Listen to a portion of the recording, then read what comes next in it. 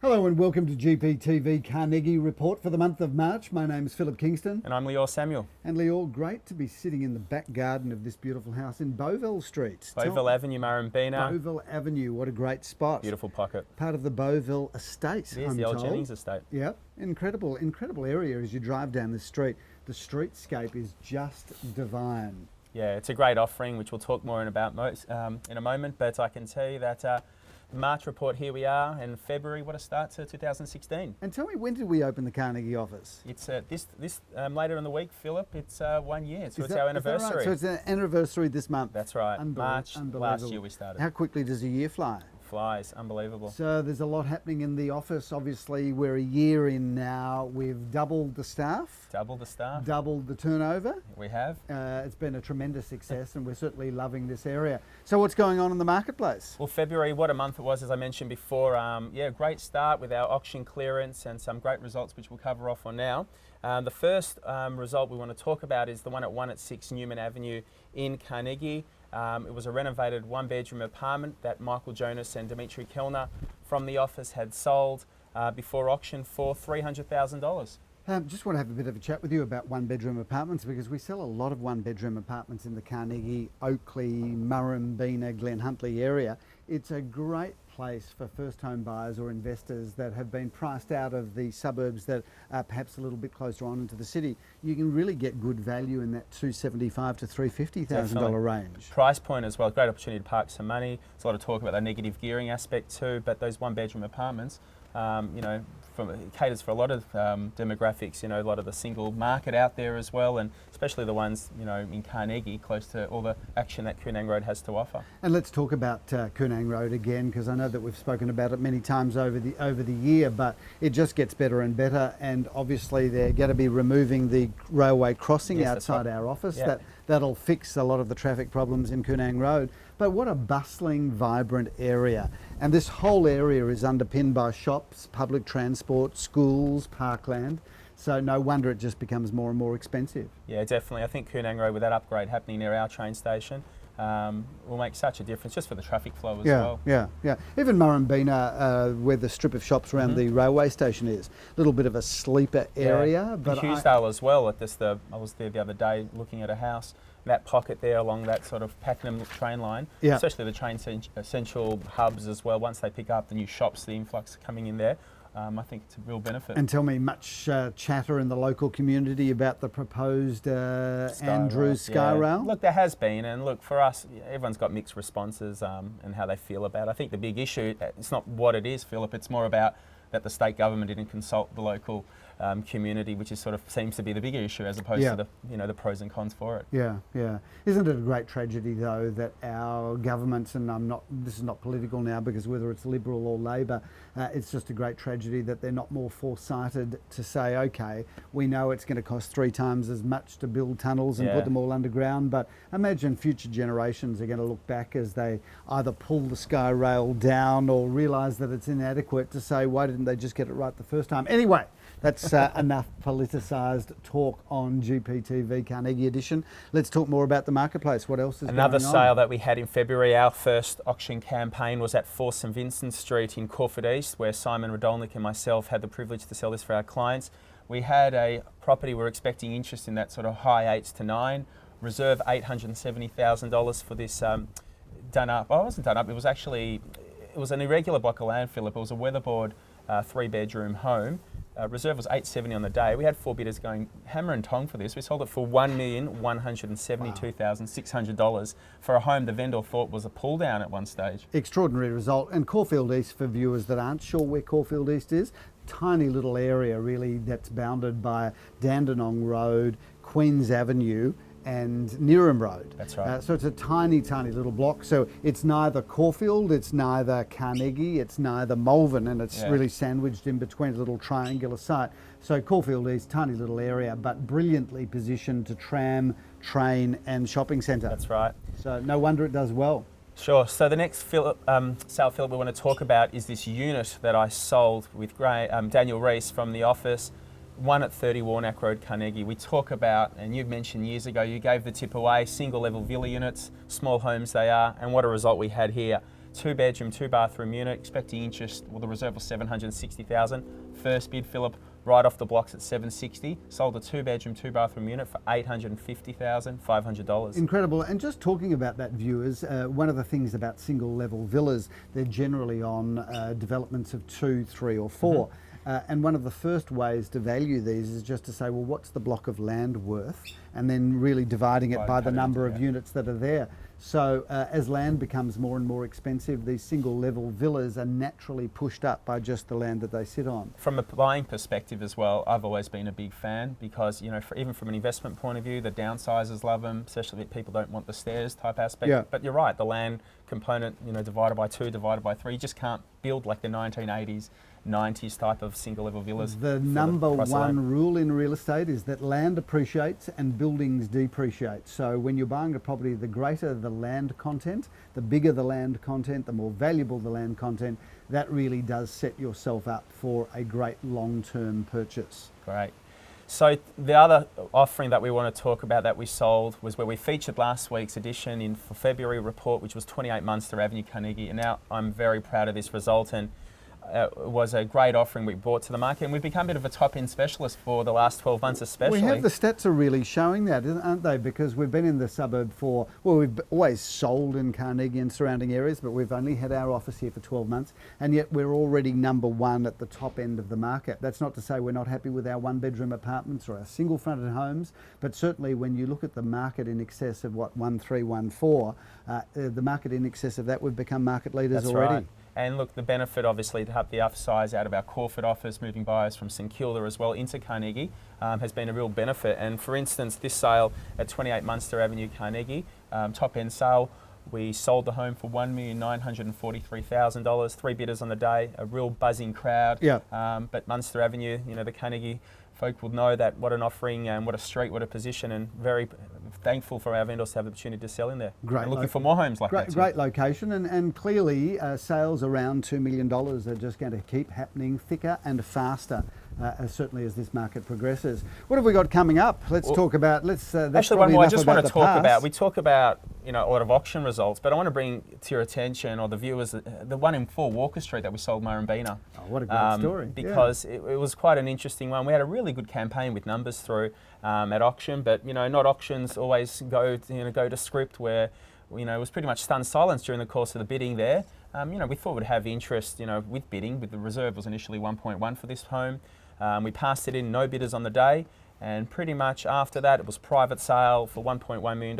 And you know what, a buyer could have, you know, had the right to buy it on the day if they put their hand up.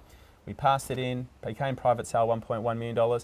After the auction, within 48 hours, Philip, we had 3 offers on the table, and we ended up selling at $41,000 over the asking price. And I think this is something for the viewers to understand. The auction process is really a 3-fold selling process. We've got the ability to sell it before auction, the ability to sell it at auction, and then to sell after auction. The great majority of the properties that we pass in, and keep in mind, viewers, we don't pass in that many, but those that we do pass in, the great majority are sold within a week or 2.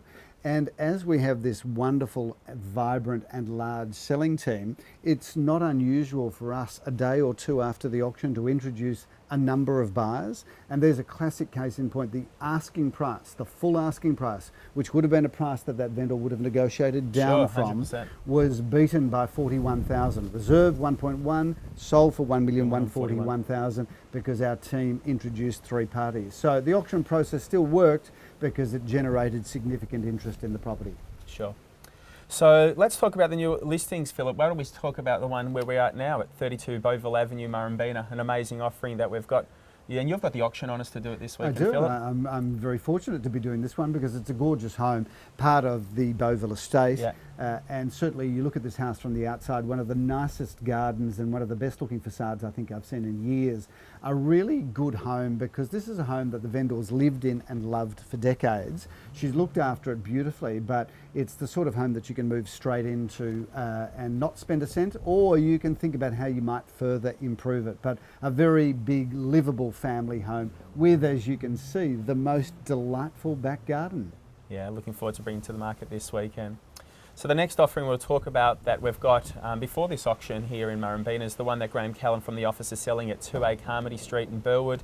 A lovely residence there with 3 bedrooms, 2 bathroom. Should go well. Expecting interest into that sort of early 8 region.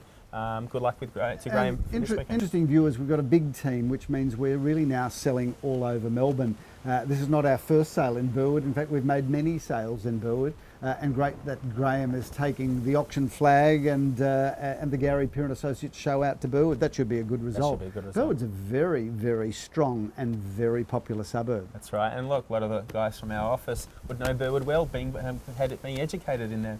Absolutely. In the region, yeah. Funnily enough, if you talked about Burwood 20 years ago, Burwood used to be an outer suburb. Now we talk about Burwood as being very much an inner middle ring suburb. That's certainly a very vibrant area, and that should go well. 7 Blackshaw Street, Ormond is the next offering we'd like to talk about now that Nikki Janover and Mandy Gow from our office have been handling, and Philip's doing that auction as well this weekend. That's a lovely home that's coming to the market in the McKinnon zone, and I believe it should go well too. And viewers, if you haven't met Mandy yet, she's recently joined us, one of our Mandarin speaking experts, and certainly we've now got 2 Mandarin speaking staff on board, and what a great advantage that is in the marketplace to be able to speak Mandarin and English obviously fluently, but terrific to be able to have them both at our auctions, being able to communicate people in whichever language they prefer. So the next offer I'd like to talk about as well is one in Glen Huntly in 4 at 35 to 37 McGowan Avenue, Glen Huntly. I'm a big fan of Glen Huntly, being a resident of Glen Huntly. Lovely 3-bedroom townhouse in a small boutique subdivision. Should go well. Buyers looking for that sort of mid to high 7 range. Vendors have prepared this home for sale in a really presentable way. And what a great spot, McGowan Avenue.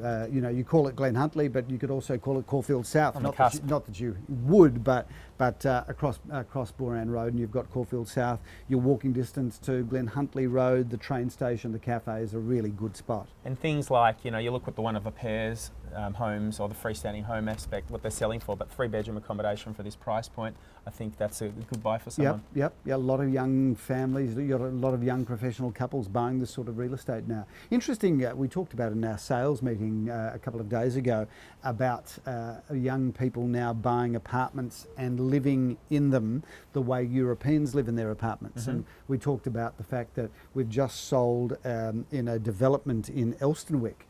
We put 2 1-bedroom apartments together to create a much larger apartment to a young couple and their child. So it's certainly, the real estate market is changing. Very much so. When we talk about how Europeans live, or even in New York or things like that, Melbourne is becoming very much a city where the days of the old Aussie backyard isn't really there anymore. Absolutely. Especially in a city. That's the compromises people make, but with no regrets too, Philip. Oh, absolutely. You travel through Asia. I mean, no one lives in houses unless you're very affluent in Asia. Sure. So we've got a whole large Asian population that either might be new immigrants or first generations that are used to growing up in apartments. So, for them, buying apartments and putting them together and creating homes in apartment building is certainly something they're very much used to. Just want to also tap on one thing. We talked about McGowan Avenue, Glen Huntly, and being a resident myself in Glen Huntly, you notice the old reservoir, the southeast water, had that site on the corner of Booran Road and Glen Huntly Road. That pocket there, when that open space, like we talk about apartment living, but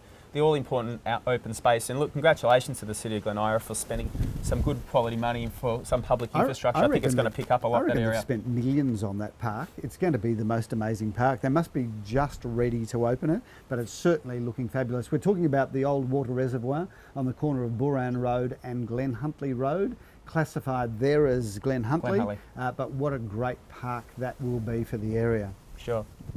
Another offering we'll talk about now is the 1-bedroom offering in Waverley Road in Malvern East, 8 at 92 to 94.